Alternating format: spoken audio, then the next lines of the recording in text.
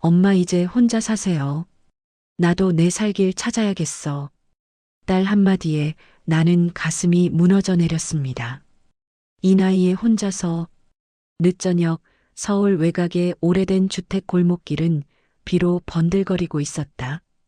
가로등 불빛이 비에 번쩍번쩍거리는 가운데 한 대의 낡은 은색 승용차가 골목을 더듬듯 들어왔다. 와이퍼가 처절하게 창을 긁어내며 움직이는 동안 운전석에 앉은 지은의 표정은 지쳐 있었다. 입술은 말라붙었고 눈밑은 짙게 그늘이 내려 있었다.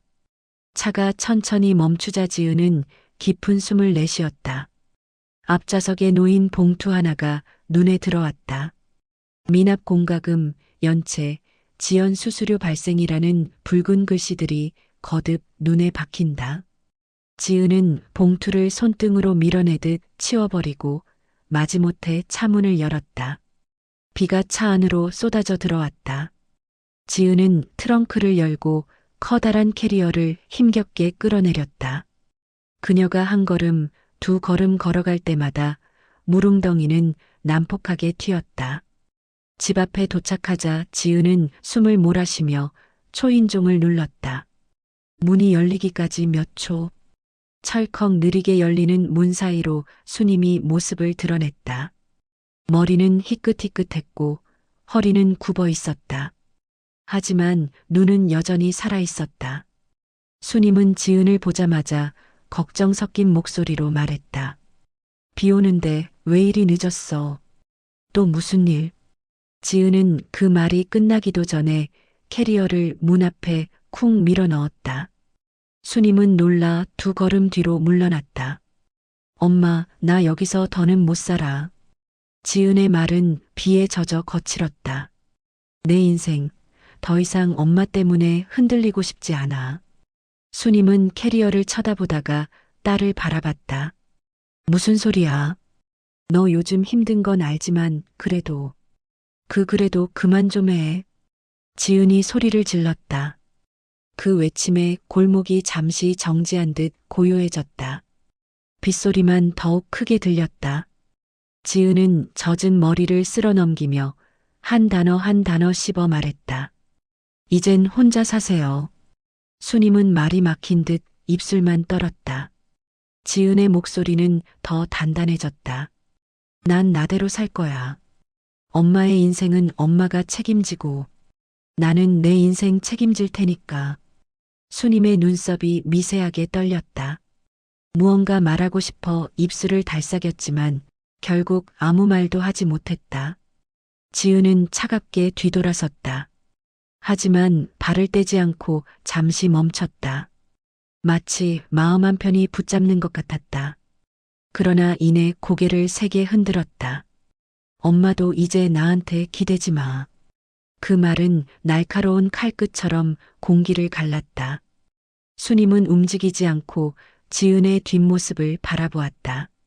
수님의 시선 속에는 상처인지 체념인지 아니면 무언가 계산된 감정인지 도무지 분간할 수 없는 복잡함이 겹겹이 섞여 있었다.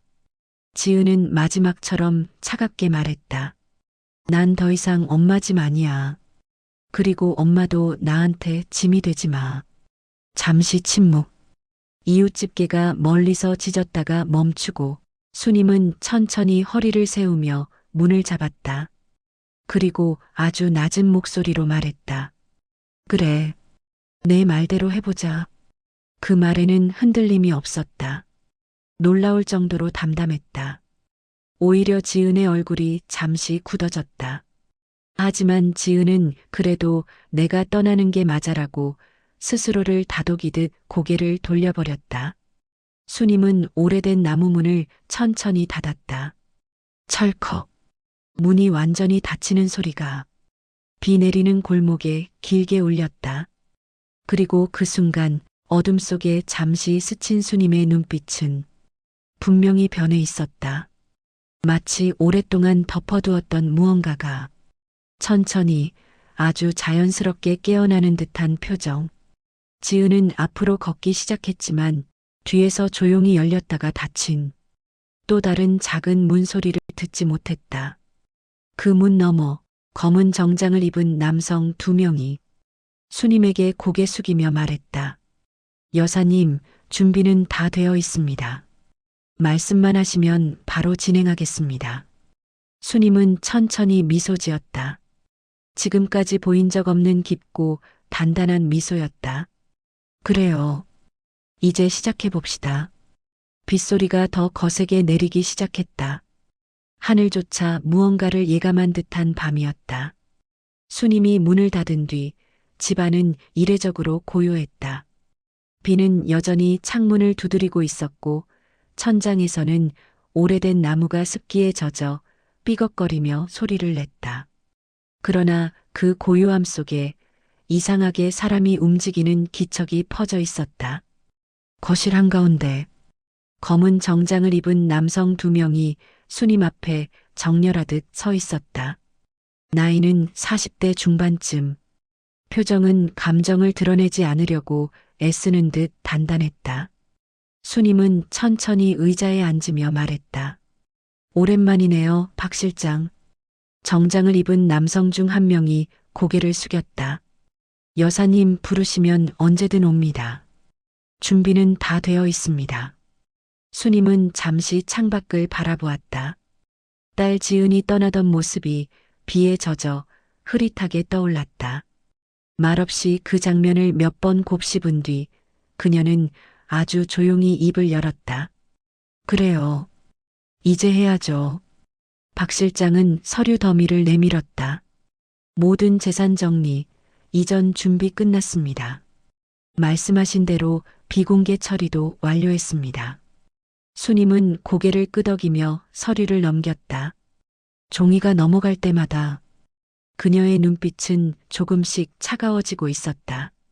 딸아이에게는 아무도 말하지 마세요. 예. 여사님. 지금 상황이면 따님은 이미 여사님의 상황을 모르고 계실 겁니다. 수님은 손을 포개고 작은 숨을 내쉬었다. 그의 말대로 이젠 혼자 살아야지. 그러면 엄마도 혼자가 되어볼까? 그 속삭임은 비에 묻혀 사라졌다. 그러나 두 남자는 정확히 들었다. 박 실장이 조심스럽게 물었다. 여사님, 계획대로 그분께 모든 것을 넘기시는 걸로 확정하시겠습니까? 수님은 단 한 번도 망설이지 않았다. 예. 내게 남은 건 나를 버리지 않은 사람 하나뿐이니까. 박 실장의 눈이 잠시 흔들렸다. 그러나 그는 곧 태도를 바로잡았다. 그러면 그분께 전달하겠습니다. 정장을 입은 두 남자가 서류를 들고 밖으로 나갔다. 문이 닫히자마자 수님은 아주 깊은 숨을 내쉬었다. 그녀의 얼굴엔 어떤 슬픔도 없었다. 오히려 오래 묵은 결심이 빛을 발하는 것처럼 잔잔한 그러나 무서운 평온함이 깃들어 있었다. 다음 날 아침이 되자 비가 잦아들었다. 수님은 집을 둘러보며 더 이상 이곳에 미련을 두지 않는다는 듯 정리된 방을 마지막으로 확인했다. 옷장엔 옷이 남아있지 않았다. 부엌 찬장도 비워져 있었다. 거실벽에 걸려있던 가족 사진마저 사라졌다. 문 앞에는 작은 종이 상자 하나만 있었다. 그 위에는 메모 한 장이 붙어 있었다. 이 집은 더 이상 내 집이 아니다. 수님은 상자를 들고 조용히 집을 나섰다. 그 모습을 지켜보던 이웃집 할머니가 다가왔다. 수님 씨, 어디가? 수님은 가벼운 미소만 지었다. 조금 멀리요. 혼자 살려고요. 할머니는 놀란 얼굴로 물었다. 그럼 따님은? 지은이 그 앤 어쩌고? 수님은 잠시 멈춰선 뒤 굉장히 평온한 목소리로 말했다. 그의 말대로 할 뿐이죠. 그 말은 사실 겉만 평온했지. 안에는 수십 년 묵은 서늘함이 담겨 있었다. 수님은 더 말없이 골목을 걸어 나갔다. 그 뒷모습은 단단했고 후회도 없었다. 며칠 뒤 지은은 직장에서 짧은 시간 동안 손님에게 시달리고 있었다. 꼬여버린 카드 단말기, 진상 손님, 장시간 근무. 여러 문제들이 한꺼번에 겹쳐 그녀의 표정은 이미 망가진 상태였다. 점심시간 끝 무렵 지은은 잠깐 숨을 돌리기 위해 밖으로 나왔다. 그때 핸드폰으로 문자가 도착했다. 관리사무소. 임대료 미납으로 인해 계약 해지 검토 중입니다. 지은은 욕을 뱉으며 머리를 쥐어뜯었다. 아, 진짜 왜 이렇게 다 꼬이냐? 그녀는 결국 어머니 집으로 돌아가기로 했다. 분명 아무리 말로는 혼자 살라고 했지만 어머니라면 다시 받아줄 것이라고 마음 한쪽에서 기대하고 있었기 때문이었다. 지은은 허겁지겁 집으로 달려갔다. 문 앞에 도착했을 때 그녀는 충격적인 장면을 보았다. 문은 굳게 잠겨 있었고 거기엔 이런 안내문이 붙어 있었다. 본 건물은 관리권이 이전되었습니다. 관계자 외 출입 금지. 지은은 멍해졌다. 뭐야 이게. 다급한 마음으로 초인종을 눌렀지만 아무도 나오지 않았다. 창문을 들여다보자 내부는 텅 비어 있었다. 집이 아니다. 그냥 빈 공간이었다.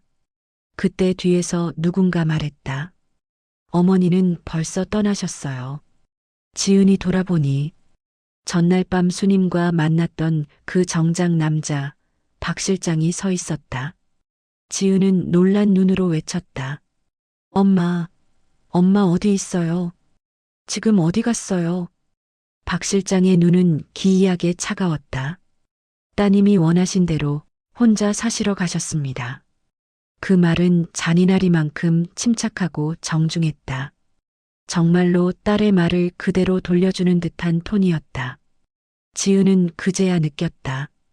이 모든 상황이 단순한 가족 싸움이 아니라는 걸, 무언가 아주 큰 일이 움직이고 있다는 걸. 같은 시각, 다른 곳. 수님은 새로 지어진 고급 주택에서 한 중년 여성의 도움을 받으며 짐을 풀고 있었다. 그 중년 여성은 수님의 손을 잡고 말했다. 이제 여사님은 저희가 모십니다. 걱정 마세요. 수님은 고개를 끄덕이며 조용히 말했다. 이제 나는 나를 버리지 않은 사람들만 곁에 둘 거예요. 창밖에는 넓은 정원이 펼쳐져 있었다. 해가 천천히 지며 붉은 빛이 주택을 물들였다. 수님의 표정은 잔잔했다. 하지만 그 잔잔함 안에는 딸에게 받은 상처, 그리고 그 상처보다 더 깊은 차가운 결심이 자리 잡고 있었다. 혼자 살라 했지. 그 말 그대로 해줄게. 수님은 혼잣말처럼 중얼거렸다. 그리고 그 미소는 누군가에게는 따뜻해 보였겠지만 누군가에게는 복수의 시작처럼 보였다. 지은은 어머니 집 앞 계단에 주저앉아 있었다. 비는 그쳤지만 바닥의 습기는 아직 사라지지 않았다. 지은의 손은 떨렸고 숨은 불규칙하게 끊겼다. 엄마가 떠났다고? 그 말을 머릿속에서 여러 번 되뇌었지만 아무리 되풀이해도 믿기지 않았다. 지은의 기억 속 어머니는 집을 떠날 이유도 떠날 능력도 없어 보였다. 정장을 입은 박 실장은 딸의 혼란스러운 얼굴을 보며 무표정한 목소리로 말했다. 여사님께서는 스스로 결정하고 움직이시는 분입니다. 무슨 소리예요? 우리 엄마는 그런 사람 아니에요. 지은의 목소리는 흔들려 있었다. 박 실장은 마치 오래 준비한 설명이라도 읽듯이 조용히 말을 이었다. 따님은 어머님의 과거를 전혀 모르시는군요. 지은의 눈이 커졌다. 과거? 박 실장은 주머니에서 작은 봉투 하나를 꺼내 지은에게 건넸다. 이것은 여사님께서 딸에게 전하라고 하신 첫 번째 자료입니다. 첫 번째? 그게 무슨 뜻이에요? 순서대로 보시면 됩니다. 그 말만 남기고 그는 고개를 숙여 인사한 뒤 차에 올라 떠났다. 지은은 한참 동안 봉투를 바라봤다. 손이 떨려 쉽게 뜯지 못했다. 그러나 결국 조심스럽게 봉투를 찢었다. 안에는 오래된 사진 한 장과 문서 한 장이 들어 있었다. 지은은 사진을 꺼내 들었다. 그리고 그대로 얼어붙었다. 사진 속에는 젊은 수님이 어떤 중년 남성과 함께 있었다. 그들의 표정은 친밀함을 넘어 어딘가 특별해 보였다. 지은은 문서도 떨리는 손으로 펼쳤다. 청암건설 대표 박성호 상속자 지정 변경 동의서. 문서 하단에는 박성호라는 남자의 서명이 선명하게 남아 있었다. 지은은 숨을 삼켰다. 상속자? 청암건설? 그 이름은 지은도 알고 있었다. 대한민국 대형 건설 기업. 뉴스에서도 수없이 등장하던 곳. 지은의 손에서 문서가 흔들렸다. 우리 엄마가 저 사람하고 무슨 관계가 있었다는 거야? 과거의 비밀 하나씩 드러나다. 지은은 그 길로 변호사 사무실로 향했다. 궁금증보다 공포에 가까운 감정이 들끓었다. 어머니는 어디 있어요? 그리고 이게 다 뭐예요? 변호사는 천천히 안경을 고쳤으며 말했다. 따님께서는 어머님의 과거를 모르셨군요. 지은은 이를 꽉 물었다. 제발 돌려 말하지 말고 그냥 말해주세요. 변호사는 서류 파일을 꺼내 지은에게 보여주었다. 수님 고 박성호 대표의 법적 상속자. 지은은 그 자리에서 말을 잃었다. 변호사는 이어 말했다. 여사님께선 오래전 박성호 대표와 사실혼 관계였습니다. 하지만 그 관계를 어느 누구에게도 밝히지 않으셨죠. 지은은 목이 말라 물컵을 잡았지만 손이 떨려 물이 반이나 흘렀다. 그럼 180억이란 돈은 여사님 몫이었죠. 박 대표가 돌아가시기 전 직접 남기신 재산입니다. 지은의 머릿속이 새하얗게 비어갔다. 어머니는 평생 자신이 모르는 삶을 살고 있었고 그 모든 걸 숨긴 채 허름한 집에서 지은만 바라보며 살았다는 사실이 마치 폭격처럼 내려앉았다. 변호사는 다시 말을 이었다. 여사님은 그 재산을 딸에게 줄 수도 있었습니다. 하지만 그는 말을 멈추고 지은을 똑바로 바라보았다. 당신이 마지막에 하신 말이 여사님께 아주 큰 상처를 주었습니다. 지은의 손이 물컵에서 떨어지며 테이블을 울렸다. 아니에요. 그건 그냥 감정이었고, 감정이라도 그 말은 여사님 인생 전체를 부정하는 말이었습니다. 지은은 숨을 제대로 쉴 수 없었다. 머리가 빙글 돌았다. 변호사는 마지막으로 한 문장을 남겼다. 여사님은 나를 버리지 않은 사람에게 전 재산을 주겠다고 하셨습니다. 그리고 그 사람에게 이미 이동을 마쳤습니다. 지은의 심장은 크게 내려앉았다. 누구예요? 누구한테 준 거예요? 변호사는 고개를 젓기만 했다. 그 시각 어딘가에서 넓은 정원과 유리창으로 된 고급 주택. 수님은 새로 옮겨온 방에서 조용히 차를 마시고 있었다. 창밖에는 새들이 날아다니고 정원사는 꽃나무를 손질하고 있었다. 수님의 옆에서는 중년의 여성 민서가 웃으며 차를 갈아주고 있었다. 여기 생활 마음에 드세요, 여사님? 수님은 고개를 끄덕였다. 이제야 편안하네요. 민서는 수님의 손등을 살며시 잡았다. 저희는 여사님을 가족보다 더 가족처럼 모실 겁니다. 수님은 미소 지었다. 그러나 그 미소는 따뜻함보다 조용한 승리감에 가까웠다. 그 애가 나더러 혼자 살라 했잖아. 민서는 고개를 끄덕였다. 그래서요. 여사님 뜻대로 여사님도 새로운 삶을 사시면 됩니다. 수님은 찻잔을 내려놓고 천천히 창밖을 바라보았다. 나는 버림받았고 그 애는 나를 버렸지. 수님은 아주 가늘게 속삭였다. 이젠 내가 버릴 차례야. 그 말은 고요한 새벽을 깨는 번개처럼 선명하게 울렸다. 다시 지은. 지은은 변호사 사무실을 나오자마자 바로 박 실장에게 전화를 걸었다. 여보세요? 저 지은이에요. 엄마가 어디 있는지 알려주세요. 그러나 대답은 단 하나였다. 여사님께선 더 이상 따님을 만나지 않을 겁니다. 뚝. 전화를 끊는 소리가 마치 문이 닫히는 듯 들렸다.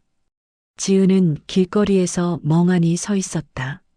차들이 지나가며 경적을 울리지만 아무것도 들리지 않았다. 180억. 엄마의 비밀. 새로운 가족. 차갑게 끊긴 연락. 모든 것이 하나로 연결됐을 때 지은은 깨달았다. 엄마가 정말로 나를 버린 게 아니라. 숨을 내쉬며 그녀는 입술을 깨물었다. 내가 먼저 버린 거구나. 그녀는 그냥 울어버렸다. 골목 한가운데서 비도 햇빛도 없는 흐린 오후에 무너진 사람처럼 울었다. 그러나 그 울음은 어머니에게 닿지 않았다. 왜냐하면 수님은 이미 새로운 인생을 시작했고 그 인생에서는 딸 지은이라는 존재가 없기 때문이었다. 지은은 변호사 사무실에서 나온 이후 몇 날 며칠을 제대로 잠들지 못했다. 집세는 밀려가고 있었고 직장에서는 상사에게 잔소리를 들었으며 카드값 독촉은 끊임없이 날아왔다. 그러나 무엇보다 고통스러웠던 건 어머니가 사라졌다는 사실이었다. 아니, 단순히 사라진 것이 아니었다. 지은을 버렸다. 그 말이 머릿속에서 한순간도 사라지지 않았다. 내가 먼저 버렸다고? 내가 그렇게 말했어도 엄마가 진짜 떠나면 어떡해. 지은은 거울 앞에서 중얼거리다. 자신의 헝클어진 머리와 피곤에 찌든 얼굴에 더 깊은 절망을 느꼈다. 그때 핸드폰이 울렸다. 발신자 표시 제한. 지은은 떨리는 손으로 전화를 받았다. 여보세요? 낯선 여자의 차분한 목소리가 들렸다. 안녕하세요. 수님 여사님과 함께 지내는 사람입니다. 지은은 심장이 세게 내려앉았다. 엄마 옆에 있어요? 지금 바꿔주세요. 제발. 여성은 단호하게 말했다. 죄송하지만 여사님은 따님을 만나고 싶어 하지 않습니다. 그 말 한 줄이 지은의 몸에서 핏기를 빼앗았다. 아니에요, 그럴 리가. 엄마가 왜 절 안 만나도 된다고. 여성은 지은의 말을 끊으며 담담하게 말했다. 여사님은 지금 매우 편안한 생활을 하고 계십니다. 따님과의 연결은 과거로 두고 싶어 하세요. 지은의 입술은 말라붙고 눈은 뜨거워지기 시작했다. 누구세요? 도대체 누구냐고요? 여성의 목소리는 마치 승리자처럼 안정적이었다. 여사님이 딸처럼 여기는 사람입니다. 지은은 숨을 들이켰다. 딸? 네. 그분께서 여사님을 버리지 않았고 언제나 존중하고 보살폈기에 여사님은 그분께 마음을 여셨습니다. 지은의 손에서 핸드폰이 떨어질 뻔했다. 엄마 자리는 내 자리예요. 어떻게 감히. 여성은 단호하게 말했다. 수님 여사님은 이미 새로운 가족을 선택하셨습니다. 그리고 전 재산 역시 저에게 오게 되어 있습니다. 지은은 전기가 온몸을 훑는 듯한 충격을 느꼈다. 뭐라고요? 우리 엄마 재산이 당신한테 간다고요? 여성은 짧게 그러나 확신에 찬 목소리로 말했다. 예.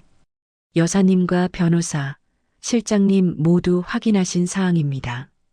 그리고 마지막으로 한마디를 남겼다. 따님은 이미 여사님을 버렸습니다. 이제 여사님도 따님을 내려놓는 중입니다. 서로 원하는 삶을 사시죠. 뚝. 전화는 끊겼다. 지은은 말 그대로 바닥에 무너졌다. 카페 앞 길가에서 사람들이 지켜보는 것도 상관없이 그저 무너져 울었다. 그 울음은 절망이 아니라 현실이 무너지는 소리에 가까웠다. 며칠 후 우연한 목격. 지은은 결국 회사에 휴가를 냈다. 잠도 못 자고 먹지도 못하고 몸은 갈수록 말라갔다. 그러던 어느 날 지은은 출근길에 버스를 기다리다가 우연히 버스 정류장 옆 대형 전광판을 보게 되었다. 청암건설 창업주 박성호 추모식, 유가족 참석. 그리고 화면이 바뀌었다. 박성호 유산관리위원회, 신임위원 민서. 전광판에는 수님과 함께 살고 있다던 그 여성이 의전용 정장을 입고 미소 지으며 서 있었다. 지은은 눈을 크게 뜨고 화면을 바라봤다. 저 여자, 엄마 옆에 있던 그 여자잖아. 그러나 다음 장면이 지은의 가슴을 완전히 뚫어버렸다. 추모식 참석자 수님 여사. 사진 속 수님은 평생 입어보지 않았을 법한 명품 정장을 입고 차분한 미소를 짓고 있었다. 지은이 알고 있던 허름한 옷, 지친 얼굴, 굽은 허리의 수님은 어디에도 없었다. 그 옆에는 민서가 수님의 팔짱을 끼고 있었다. 마치 우리는 이제 가족입니다. 라고 온 세상에 선언하는 듯한 모습이었다. 지은의 손에 들린 가방이 바닥에 떨어졌다. 그녀는 힘겹게 숨을 내쉬며 속삭였다. 엄마, 진짜로 날 버린 거야? 같은 시각, 수님. 추모식 현장.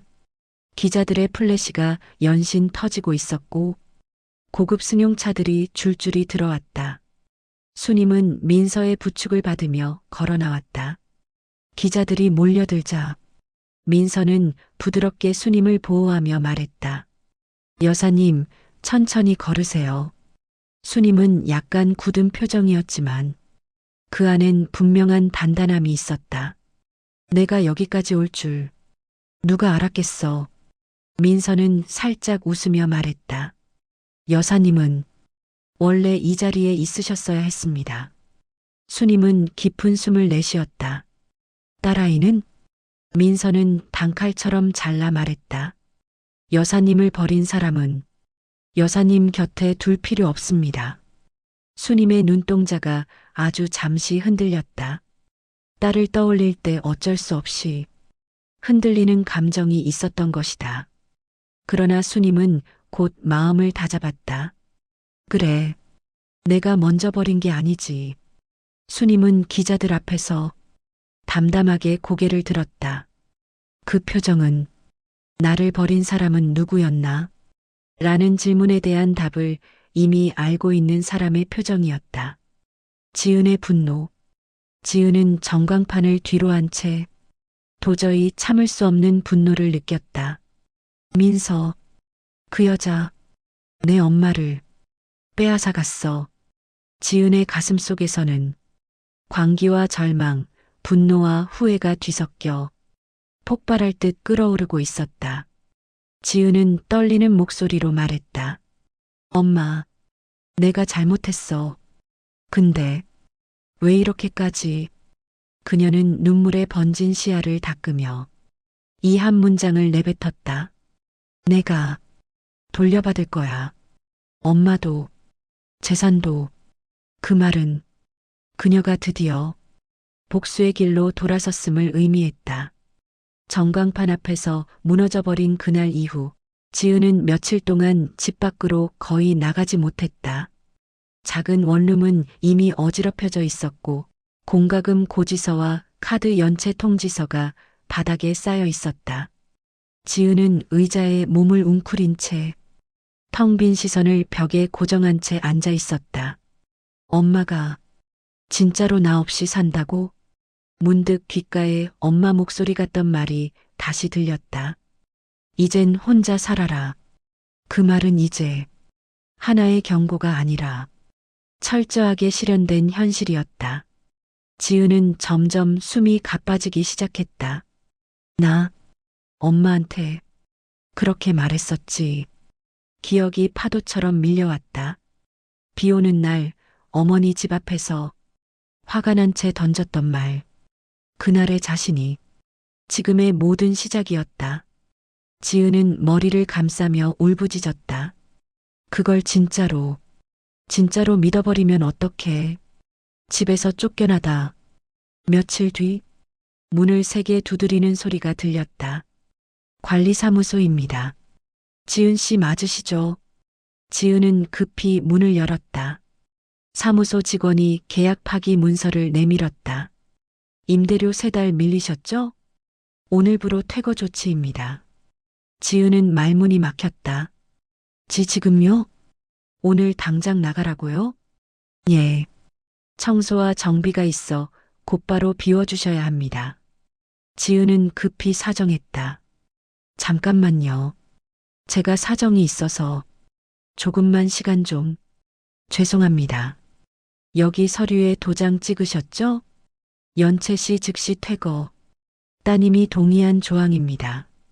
지은의 손이 차갑게 식었다. 어디로 가야 하는데? 사무소 직원은 무심하게 말했다. 그건 본인이 알아서 해결하셔야죠.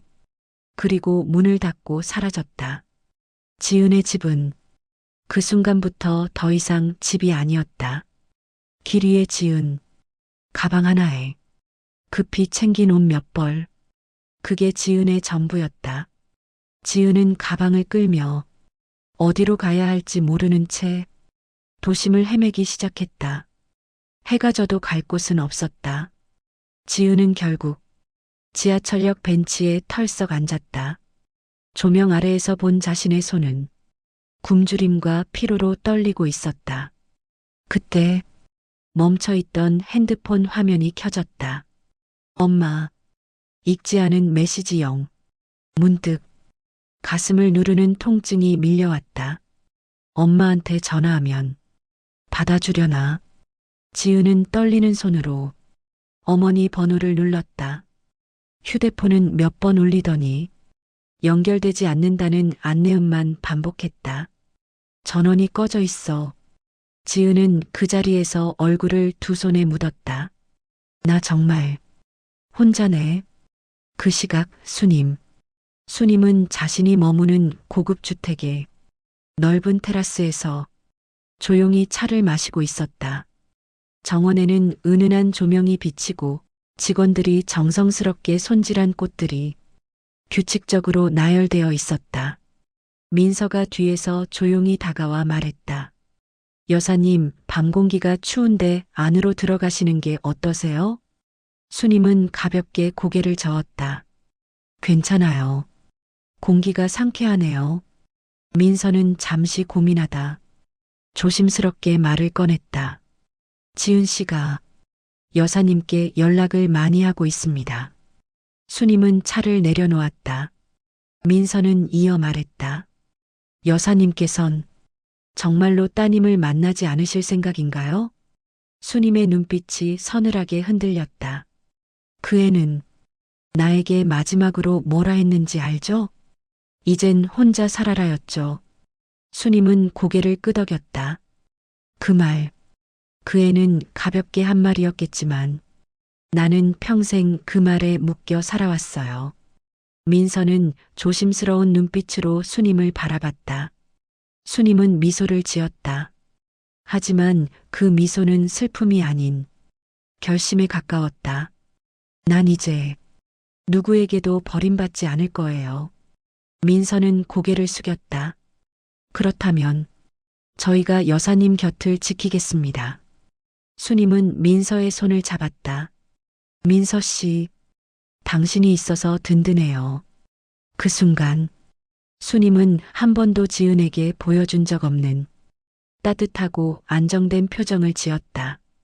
다시 지하철역.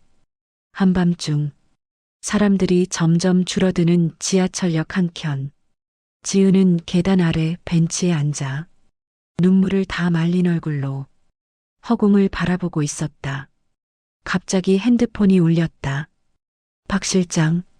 지은은 놀라 급히 전화를 받았다. 여보세요? 엄마 옆에 계시죠? 박 실장의 목소리는 여전히 단단했다. 지은 씨, 여사님께서 당신과 관련된 어떤 연락도 받고 싶어 하지 않습니다. 지은의 입술이 떨렸다. 제가 잘못했어요. 어머니한테 다시 찾아갈 수 있게. 제발 연결 좀. 박 실장은 단호하게 말했다. 여사님 인생은 이제 따님과 상관이 없습니다. 그게 무슨 말이? 박 실장의 다음 말은 지은의 마지막 희망을 꺾어버렸다. 여사님은 당신을 가족에서 제외하셨습니다. 지은은 숨이 멎는 듯한 충격을 받았다. 가 가족 제외? 예. 법적으로도 정서적으로도 여사님은 이미 따님을 떠나셨습니다. 지은은 핸드폰을 떨어뜨리며 바닥에 무너졌다. 엄마, 엄마, 제발 돌아와. 하지만 아무도 대답해주지 않았다. 지하철역은 아무 일도 없다는 듯 차가운 바람만 불어왔다. 수님의 최종 선언. 그 시각 고급 주택의 응접실. 수님은 변호사와 마주 앉아 있었다. 변호사는 서류를 정리하며 말했다. 여사님, 가족관계 정리 서류가 모두 완료되었습니다. 수님은 고개를 끄덕였다. 지은이는 정식으로 내 가족에서 빠지는 거죠? 예. 여사님 요청대로 절차가 마무리되었습니다. 수님은 긴 숨을 내쉬며 말했다. 그래요. 그의 말대로 이젠 혼자 살게 해줘야죠. 그 말은 석고상처럼 단단했고 돌 같은 무게를 가지고 있었다. 민서는 그 모습을 지켜보며 말했다. 여사님, 저희는 늘 여사님 곁에 있을 겁니다. 수님은 민서의 손을 잡았다. 그래요. 진짜 가족이 뭔지 이제야 알겠네요. 민서의 눈에는 어딘가 모르지만 기묘한 승리의 빛이 스쳤다. 새벽 기운이 아직도 남아있는 지하철역. 지은은 초췌한 얼굴로 벤치에 앉아 있었다. 손을 꼭 쥔 채 눈도 제대로 감지 못한 표정이었다. 밤새 쫓기듯 떠돈 끝에 그녀는 결국 이곳까지 와버렸다. 하지만 진짜 문제는 이제부터 시작이었다. 가방 안엔 몇 벌의 옷과 오래된 지갑, 충전도 거의 없는 핸드폰뿐. 엄마가 정말로 날 버렸어? 지은은 벤치에서 천천히 고개를 들었다. 눈가에는 이미 마른 눈물 자국이 번져 있었고 입술은 부르트고 갈라져 있었다. 지은은 다시 한번 어머니 번호를 눌렀다. 하지만 화면에는 또다시 같은 문구만 떴다. 전원이 꺼져 있습니다. 제발 받고 좀 받아. 그녀는 절망하며 자리를 박차고 일어났다. 경비원에게 들키다. 지하철역 경비원이 다가와 말했다. 여기서 밤샜어요? 이곳은 장기 체류 금지입니다. 지은은 초점을 잃은 눈으로 경비원을 바라보며 중얼거렸다. 갈 데가 없어요. 경비원은 난감한 표정을 지었다. 이용객 불편하니까 일단 밖으로 나가세요. 근처에 쉼터가 있긴 한데. 지은은 고개를 크게 저었다. 아니요. 괜찮아요. 갈게요. 그녀는 휘청이며 역 밖으로 나왔다. 날이 서서히 밝아오고 있었다. 지은은 차가운 아침 공기를 들이마시며 스스로를 다독여 보기로 했다. 일단 엄마를 찾아야 해. 지은, 박 실장을 다시 쫓다. 지은은 어머니와 관련된 모든 장소를 찾아다녔다. 병원, 요양원, 예전 지인들 집. 하지만 돌아오는 답은 모두 같았다. 수님 씨? 한동안 못 봤어요. 지은의 마음속 희망은 점점 마르고 있었다. 그러다 마지막 남은 희망처럼 박 실장을 찾아가기로 했다. 그는 청암건설 본산의 별관에서 박성호 관련 재단 업무를 맡고 있었다. 지은은 별관 앞에서 경비원의 제지를 받았다. 직원 아니시면 출입 금지예요. 지은은 거의 울먹이며 말했다. 박 실장님한테 용건이 있어요. 진짜 급한 일이에요. 저희도 안내 없이 들릴 순 없. 그때 뒤쪽에서 검은 정장을 입은 박 실장이 나타났다. 경비원이 급히 허리를 숙였다. 실장님. 박 실장은 천천히 걸어와 지은을 위아래로 훑어봤다. 그리고 한마디. 오지 말라고 했을 텐데요. 지은은 실장을 붙들었다. 제발 엄마한테 한 번만, 단 한 번만 만나게 해주세요.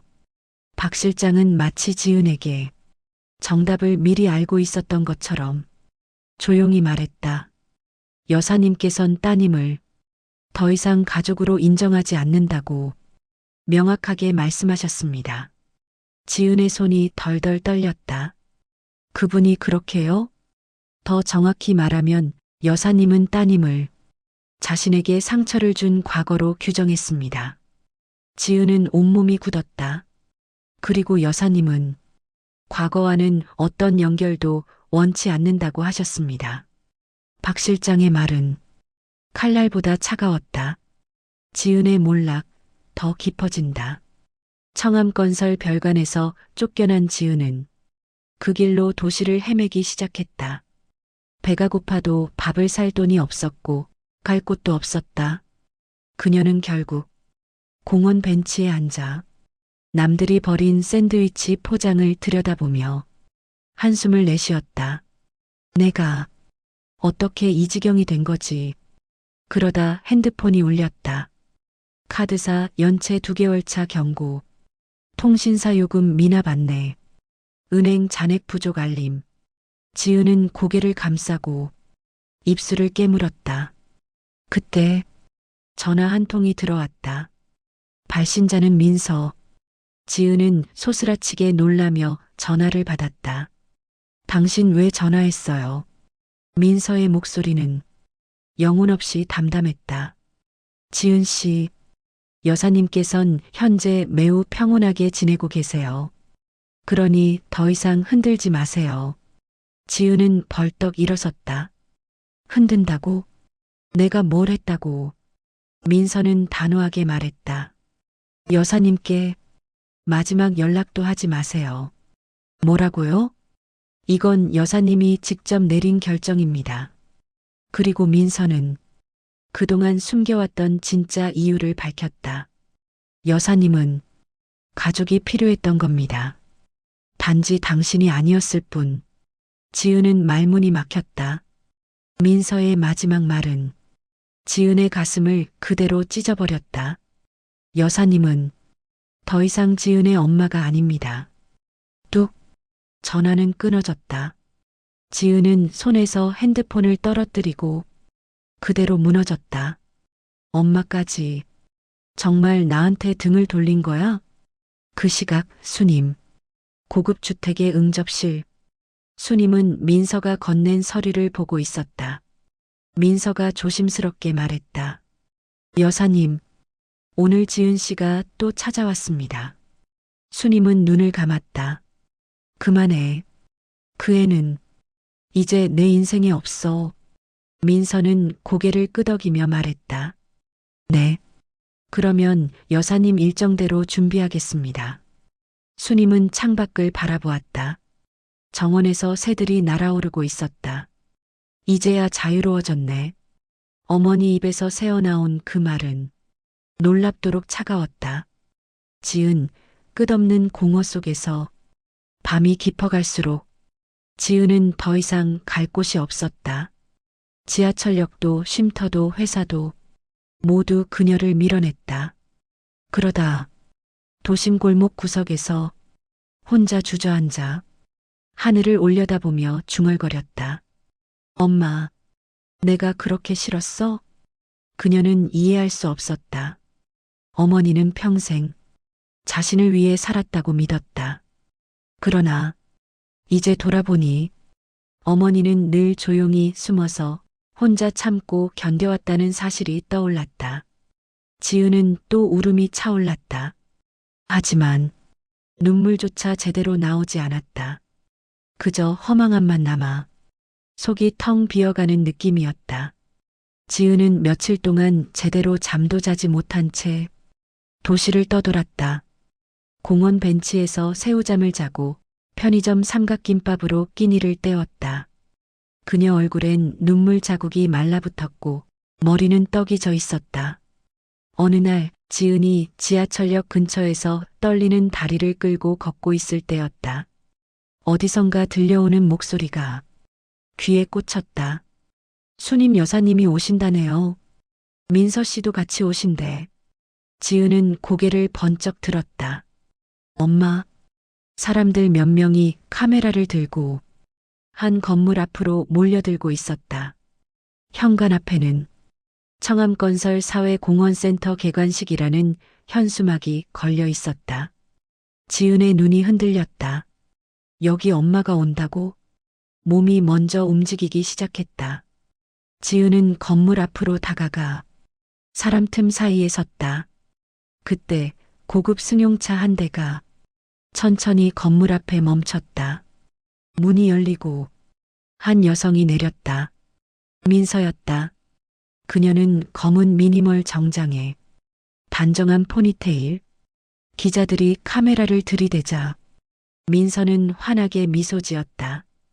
오늘 수님 여사님과 함께 행사 준비했습니다. 여사님께 많은 관심 부탁드립니다. 그 뒤이어 또 다른 문이 열렸다. 그리고 수님이 내렸다. 지은은 숨을 삼켰다. 엄마, 수님은 예전에 초라한 집에서 보던 모습이 아니었다. 단정한 머리, 고급 코트, 단아한 목걸이, 그리고 무엇보다 표정이 완전히 달라져 있었다. 기자들이 달려들었다. 여사님, 이번 센터 개관 의미는 무엇인가요?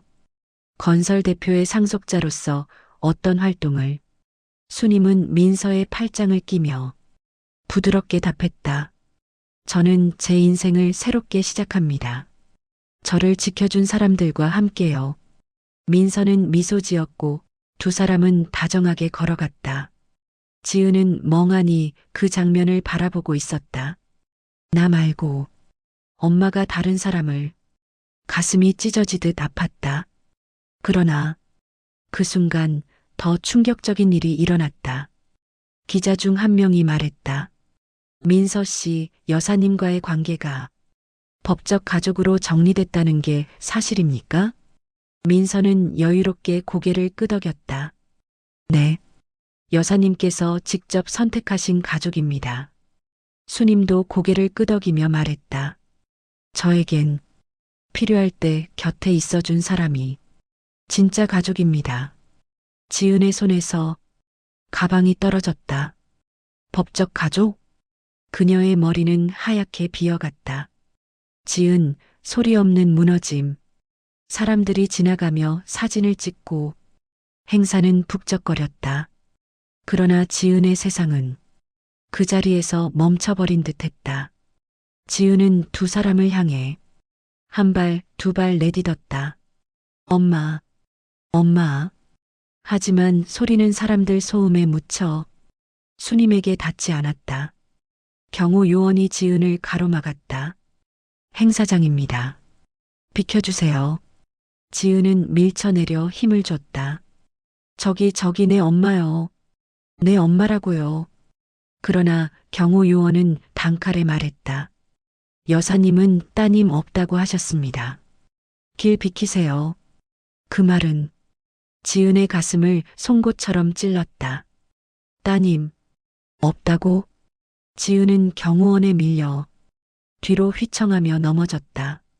사람들의 시선이 쏠렸지만 아무도 지은을 일으켜 세워주지 않았다. 행사장 안 수님의 표정. 센터 안에서는 수님과 민서가 VIP 귀빈들과 인사하고 있었다. 민서가 조용히 속삭였다. 여사님 방금 지은 씨가 밖에서 보였어요. 수님의 표정이 아주 잠시 흔들렸다. 하지만 수님은 짧은 숨을 내쉬고 담담하게 말했다. 그래도 돼요. 우린 이미 끝났어요. 민서가 고개를 끄덕였다. 네. 여사님 선택이 옳습니다. 수님은 행사 리본을 자르며 기자들 앞에서 환하게 미소 지었다. 마치 자신의 인생에서 지은이라는 이름을 지워낸 사람처럼. 지은, 무너짐 끝에서 마주한 진실. 행사가 끝나고 사람들이 조금씩 빠지기 시작했다. 그때 한 기자가 지은에게 다가왔다. 혹시 따님분 맞으시죠? 지은은 눈물을 참으며 고개를 끄덕였다. 기자는 조심스럽게 말했다. 수님 여사님, 사실 몇 달 전까지 지은 씨 이야기를 하시면 늘 울곤 하셨어요. 엄마가요? 네. 하지만 최근 들어 완전히 마음을 닫으신 것 같더라고요. 기자는 말을 이어갔다. 여사님께서 그러셨어요. 누군가에게 버림받으면 나도 그 사람을 인생에서 지울 수밖에 없다고. 지은은 입술을 깨물었다. 그 말은 지은이 비 오는 날 던진 그 말에 정확한 복사본이었다. 이젠 혼자 살아. 지은이 던진 칼날이 그대로 돌아와 지은의 가슴에 박힌 것이었다. 지은은 결국 울음을 참지 못하고 그 자리에서 무너져 울었다. 엄마, 한 번만 돌아봐줘. 그러나 어머니는 돌아보지 않았다. 행사가 끝난 저녁, 지은은 건물 밖 계단에 앉아 있었다. 사람들이 하나둘 빠져나간 뒤에도 그녀는 움직이지 못했다. 몸은 초라했고 눈은 퀭하게 가라앉아 있었다. 엄마. 그 순간 뒤편에서 문이 열리는 소리가 났다. 지은은 반사적으로 고개를 들었다. 민서가 먼저 모습을 드러내고 그 뒤 어머니 수님이 천천히 걸어 나왔다. 지은의 심장이 크게 뛰었다. 엄마. 지은은 비틀거리며 다가갔다. 민서는 자연스럽게 수님 앞으로 서서 지은을 막았다. 지은 씨, 이제 그만하세요. 지은은 민서를 밀치며 울먹였다. 비켜요. 엄마한테 할 말 있어요. 딱 한 번만. 그러나 수님은 아주 느리게 그리고 확실하게 고개를 저었다. 그 단호함에 지은은 한순간 그대로 멈췄다. 엄마. 수님의 눈빛은 차갑지도 따뜻하지도 않은 아주 평온한 눈빛이었다. 지은아. 지은은 그 한마디에 숨이 턱 막혔다. 엄마가 그동안 너만 보고 살았던 거 알지? 지은의 눈에 눈물이 맺혔다. 알아. 엄마 미안해. 내가 잘못했어. 그날 내가. 수님은 손을 들어 지은의 말을 멈추게 했다. 근데 말이다. 그날 내가 한 말이 엄마한테는 평생 던져진 말처럼 들렸어. 지은은 숨을 삼켰다. 엄마 그건 그냥 감정이었어. 수님은 고개를 저었다. 감정이어도 상관없다. 사람이 말은 그렇게 하는 거니까. 수님은 아주 잠시 지은을 바라봤다. 그 눈에는 수십 년이 담긴 슬픔이 잠깐 스쳤지만 곧 사라졌다. 근데 그 말을 들었을 때 엄마는 깨달았어. 무뭘? 엄마도 이제 너 없이 살아볼 수 있겠구나. 지은의 두 다리가 흔들렸다. 엄마 그러지 마. 나 진짜 후회해. 수님은 한 발 물러졌다. 지은아, 엄마는 널 미워하지 않아. 지은의 눈이 번쩍 떴다. 그럼 왜 이렇게? 수님은 고개를 들어 민서 쪽을 바라봤다. 내 옆엔 이미 날 버리지 않은 사람이 있어. 민서는 한 발 앞으로 다가와 수님의 팔을 받쳐들었다. 지은의 표정이 완전히 무너졌다. 엄마, 날 버린 거야? 수님은 천천히 말했다. 넌 먼저 엄마를 버렸어. 지은의 다리에서 힘이 풀리며 바닥에 털썩 주저앉았다. 수님은 지은을 내려다보며 말했다. 넌 내 말대로 혼자 잘 살아봐. 그 말은 칼날보다 깊게 지은의 마음을 베어냈다. 수님은 돌아서며 문 쪽으로 걸어갔다. 지은은 떨리는 손으로 바닥을 짚으며 울부짖었다. 엄마, 제발, 제발 가지 마. 엄마. 그러나 순임은 멈추지 않았다. 민서와 함께 건물 안으로 들어갔다. 찰칵 문이 닫혔다. 문이 닫히는 순간 지은은 바닥에 엎드려 땅을 치며 울었다. 그 울음은 도시의 소음 속으로 산산이 흩어졌다. 그 문은 끝내 열리지 않았다. 그리고 순임의 마음도 지은의 집도 딸과 엄마의 인연도 영원히 닫혀버렸다.